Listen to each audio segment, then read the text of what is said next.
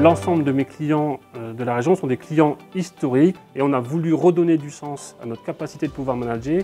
Cela dans le but de pouvoir renforcer notre position auprès de nos clients et de garantir nos engagements sécurité et économiques de l'entreprise. Pour notre client ID Logistics, nous avons choisi une approche en plusieurs phases. Un état des lieux des pratiques existantes à ce jour, puis des chantiers qui constituent à construire les supports de management visuel et les rituels avec les personnes qui vont les animer, puis l'accompagnement à la prise en main des pratiques d'animation qui se transforment en coaching individualisé sur l'animation de la performance, la recherche d'amélioration continue. Nous avons choisi de déployer l'AIC en format multisite, de façon à ce qu'un même service de plusieurs sites puisse travailler ensemble sur la construction de leurs indicateurs et définir les outils les plus pertinents possibles.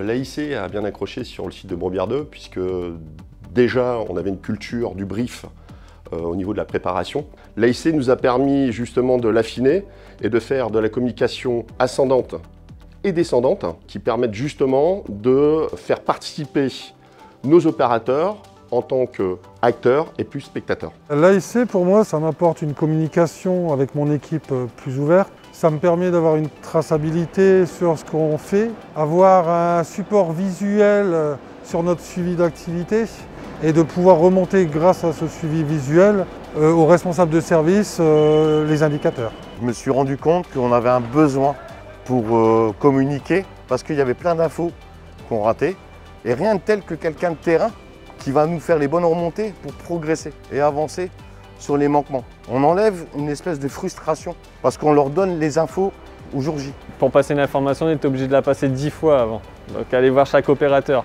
Là aujourd'hui c'est différent, on a un top 5 et tout le monde est là pour réagir en temps réel. Donc on a les avis de tous les opérateurs en même temps. Donc on sent vraiment un intérêt de la part des opérateurs, il y a vraiment beaucoup d'échanges. Avant on arrivait, c'était à peine si on se disait bonjour. Alors on prenait notre matériel, on partait sans être au courant des chiffres, sans être au courant de quoi que ce soit. Et comme même quand on avait un problème à remonter, et on le remontait mais sans savoir si il allait être réglé. Avec l'arrivée du top 5, le problème il est partagé et tout le monde s'en apprenne du coup pour que justement ce problème soit résolu au plus vite. Ce qui est nouveau ici, je dirais que c'est qu'il y a plus d'échanges. On avait auparavant, c'est vrai, même un problème de communication. On communiquait, mais je pense pas forcément de la bonne manière. Et on se rendait compte que l'information n'était pas très fluide, passait pas forcément dans les délais. Au départ, on le prend, oui, effectivement, pour une perte de temps. Et une fois qu'on le vit, et une fois qu'on voit qu'il y a de l'apport, on le considère plus comme perte de temps. Je verrai plus les services sans top aujourd'hui. Aujourd'hui, je m'aperçois que le top 30 nous aide à communiquer, à s'entraider et à être performants sur des indicateurs qui sont hyper importants pour le client et pour nous-mêmes. On a moins d'anomalies sur une qualité de préparation, on voit que la mise à quai, elle est nettement meilleure, on voit qu'il y a une osmose, on voit que les gens s'écoutent davantage et s'entraident davantage. Et ils s'aperçoivent que les choses sont faites et il y a des choses concrètes qui sont mises en place. Pour XL, ce qui est vraiment important, ça va être de garantir la pérennité du dispositif mis en place par un passage de relais du coaching vers l'équipe d'encadrement du site en les formant à devenir eux-mêmes les coachs de leur chef d'équipe et les accompagner dans la durée vers le changement de pratique et de culture.